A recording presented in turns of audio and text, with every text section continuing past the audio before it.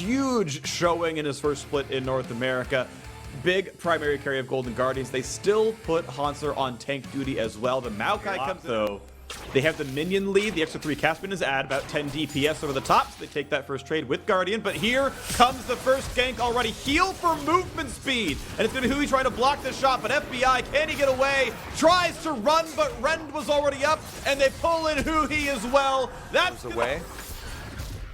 With Ignar roaming up as well, Golden Glue could well be a target. No flash on Blitz, but they jump in for the slow, and it forces Golden Glue to flash. Now they find the Drowsy. They get a bit of damage in. They're going to go in on Ignar. The stun right over the top, but they've got the squad to chase it down. Ignite picks up one, and Tom Kench is still around. They might have to save him. Just barely gets around. Gets to walk away. Gets the shield. Centauran is low to burn the ulti. And that's a pull right into the front line. He'll save, but here comes Pantheon. They're going to try to run. He flashes for the stun. He's got so much damage here, and Centauran is once again on.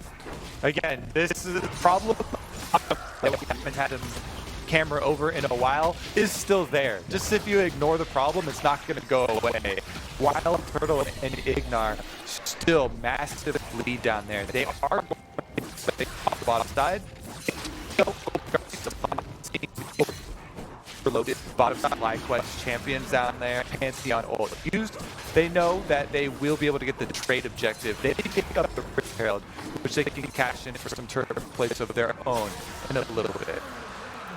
LCS, he's going to be nowhere near the items the opponent has. He's going to play that so defensively. Nice flash, nice Q, nice knockup, and Golden Glue has his own flash. Jumps back in. Centauran delays the tier. He chooses a more defensive build option. Finish the Roa, get the health, make sure I'm stacked up, and make sure I've got a Pantheon for the stun. Right away into Golden Glue. Jumps right back in, gets killed. Now the health bar is low. They find the Q, they get the shield. Pee-wee forced jump away, had to burn the flash because the cooldown was there, but Solo has rejoined the fight. Look for Hui, rooted in place, still on the chase. He's fast, he flashes. Hui flashed the way as well. Gets the read. Have good innate escape tools.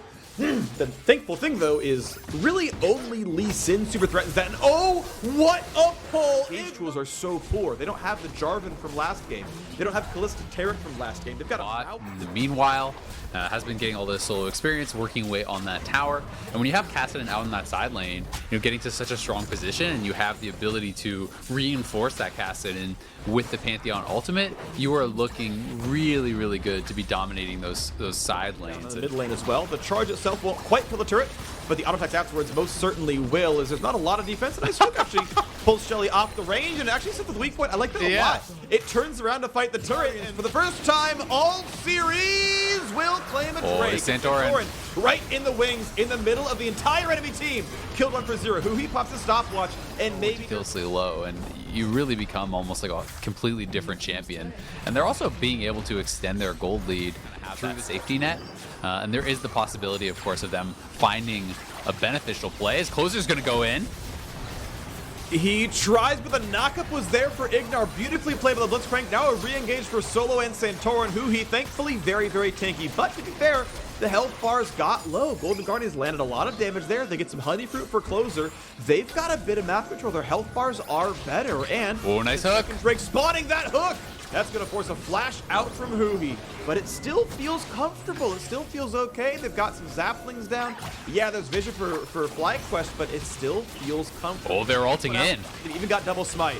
Pantheon over the top. Double smite comes down. They grab that one, no problem. Here comes the re-engage. They're going to shut down Golden Glue. Yes, he goes down for 1. Now the re-engage. Nice stopwatch burn and Solo. Very tanky the backside. 2 for 0. Flashes out. They're going to try to live, but Power of Evil going to chase down 3 kills. And I will take 3 kills for an Ocean Drake. That seems fine for me.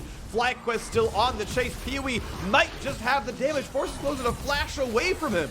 He will not be stopped. It's going to be Baron now for FlyQuest. They lose the Dragon, but they can go straight to it. And Power of Evil picking up some kills, really flexing his muscles. They're still not even 16, but when you have presence of mind, you have the fully stacked Riftwalk, 800 mana, so much damage, and you're just resetting in that team fight. So he forces Closer out with no flash, no chance for him to get in there for a steal, and Power of Evil just going to be scouting it out, making sure no one is even going to come try. But FlyQuest is going to take this Baron, move massively ahead as far as the gold lead goes. And if they weren't already dominating in the side lanes off of that blue buff steal, Power of Evil hits 16. Then now we're going to have Baron buffed up minions in all 3 waves. Potentially here, send out Solo and PoE to the side lanes. Have this safe 3-man squad. They can lock him down, and as luck would have it, he happens to Rift Walk right as they shoot that ulti. He's right back in. FBI gets chomped up. PoE pops the Zonias, jumps right back out. Teleports now come in as well. Here comes a 5-on-5, and PoE will simply not be stopped. That's 2 kills picked up.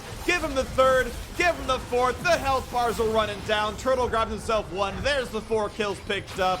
And poor Golden Blue can only sit and watch as his team is already dead. FlyQuest far too far ahead to lose these fights. Yeah, they are just crushing through. It was honestly a low chance to be able to get that pick on Power of Evil, but they wanted to try to go for something. As luck did have it, though, he was able to get away. And now Power of Evil, he could potentially dive Golden Glue here. Flash hook. Oh, they're here. They're here. He's going to drop Q, and he is gone. A triple long-term for Power of Evil.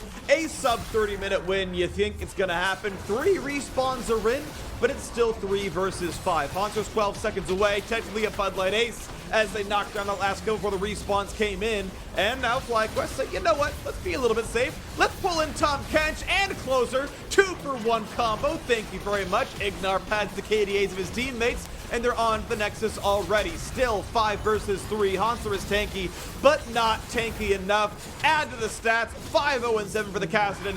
Nexus falls, and FlyQuest have a 2-0 start to this best of 5. What a dominating game, too. Power of Evil comes out and